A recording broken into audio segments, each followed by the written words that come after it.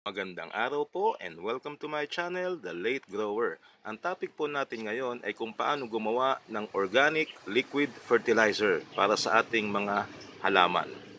Okay, umpisahan na po natin sa mga kakailanganin po natin. Ang una-una ay dapat meron tayong compost. Kung hindi man compost ay vermicast. At pwede rin yung vermicompost. Yan po yung pinaghalong vermicast at compost. Ang pangalawang kailangan po natin ay ang paglalagyan ng ating compost. Pwede yung gamit ng medyas. Pwede rin ang stockings. Pwede rin po ang eco bag na kagaya nito. Yan. Okay? So, ang unang proseso po na gagawin ay ilagay natin sa loob ng lalagyan ang compost or vermicast. So dito gagamit ako ng funnel kagaya nito. Butas siya sa magkabila para mailagay natin ng maayos ang kung sakaling medyas ang gagamitin nyo. Okay?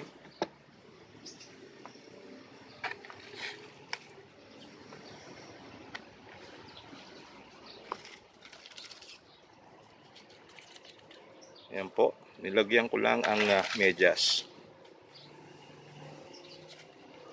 Ang kalagay sa medyas ng compost, ang susunod na proseso ay ibababad natin siya sa tubig. Okay, ito po ang tubig, nasa 1 galon. Ibababad natin yung compost na inilagay sa lumang medyas. Ayan.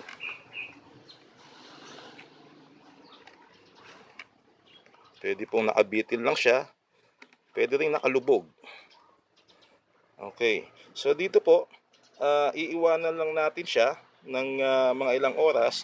Or kung gusto natin maging mabilis ang proseso, pwede natin siyang pigain. Ayan. Nakikita nyo po, pinipiga ko. Nag-iba ang kulay ng tubig. Okay, lumalabas na po dyan yung katas ng compost. So yung kanyang mga micronutrients and macronutrients ay napapahalo na sa tubig.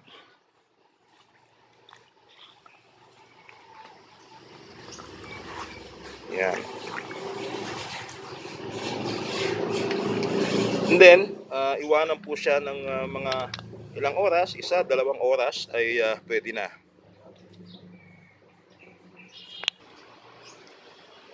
At habang nakababad ay pwede po natin siyang halu-haluin para lumabas ang bula at magkaroon ng tinatawag na aeration. Yung oxygen po para kahit paano magkaroon siya ng oxygen. Okay. Ngayon, ang sukat po nito, pag sa 1 galon ay around 1/4. 1/4 kilo ng compost. At pagka sa isang timba naman na 16 liters, pwede po ang 1 kilong compost na tunawin. Kung marami kang kailangang i-fertilize, kagaya nito, sa timba po ako nagtutunaw ng compost. So sa isang 16 liters na timba, pwede po, dapat mga 1 kilo po ang gagamitin natin. Okay? Ang tawag po dito sa Ingles ay compost tea. So kung ginamit mo ay vermicast, worm tea naman ang tawag sa kanya. After mga 1 or 2 hours ay pwede na pong gamitin itong fertilizer na liquid. Pwede na nating idilig sa mga halaman. Ngayon, merong ibang proseso na ginagawa ang iba dito. Yung iba po nilalagyan ito ng bubbler, yung nilalagay sa aquarium na para bumula. So binubrew nila ito muna ng 24 hours bago nila i-apply sa mga halaman. Meron ding iba na binuburo itong katas ng compost. Dinadagdagan nila ng molasses halimbawa at ng iba pang mga ingredients. So binuburo nila, pine-ferment ng mga 1 buwan at saka afterwards ibobote at saka gagamitin. Sa akin po, hindi ko na ginagawa yon, basta't kinakatas ko siya and after mga 1 or 2 hours, direkta ko nang idinidilig sa halaman. Okay, so yun po, ito ang tinatawag na compost tea. sa Ingles. Ngayon naman sa tanong na bakit kailangan pang ah, tunawin sa tubig? Bakit hindi na lang direktang ilagay ang compost sa halaman? Ang dahilan po doon ay halimbawa, bumibili ka ng compost or vermicast at mahal ang compost, no? Pagka compost ang ginamit natin, purong compost lang sa halaman, malaki-laki ang gagastusin lalo na at kung marami kang halaman na kailangan lagyan. Sa paggawa ng compost tea ay nakakatipid tayo sa compost, no? So halimbawa po ito, 1/4 lang na compost ito approximately. More or less pag nilagay natin ito sa halaman, isang paso lang ang malalagyan ito. But dahil dito sa ating pagtunaw sa tubig, makakadilig tayo ng 4 hanggang 5 halaman. Okay, so yun po ang isang dahilan kaya naisipan ang compost tea para makatipid sa paggamit ng compost. Isa pang tanong ay effective ba naman ang paggamit ng compost tea sa mga halaman? Well, meron na po mga pag-aaral dyan na nagawa at sinasabi na effective naman siya dahil ang karamihan ng kanyang macronutrients at micronutrients ay napupunta sa tubig. Okay?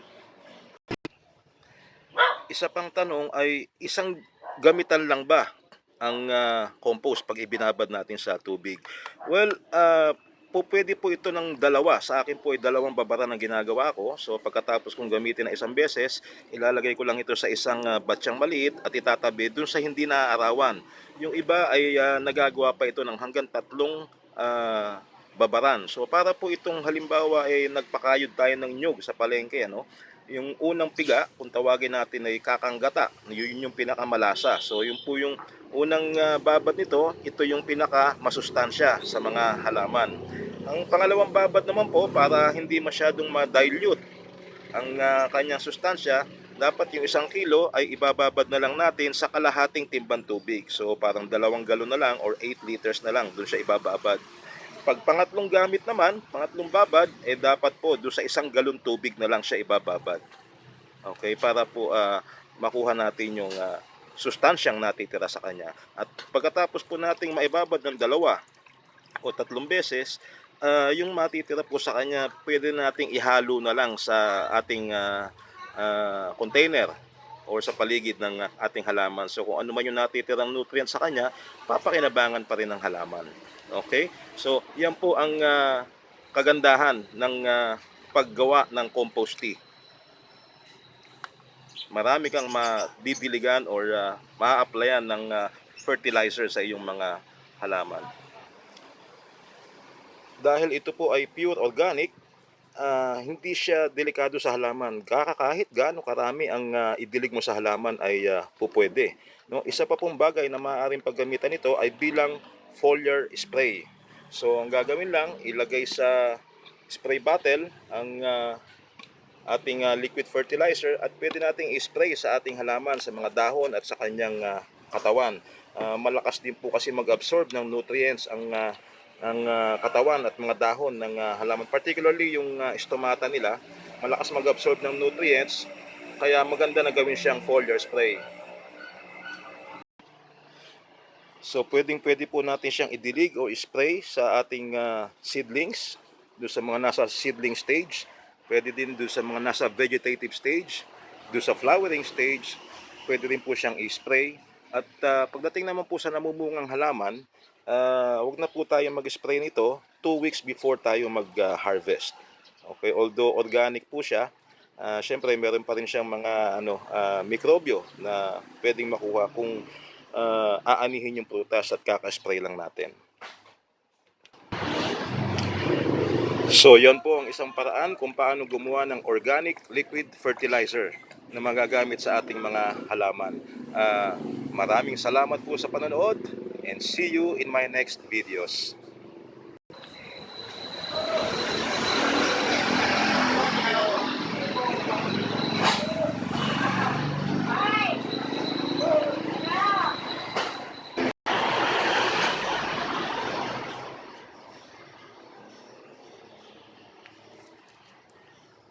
Bye-bye!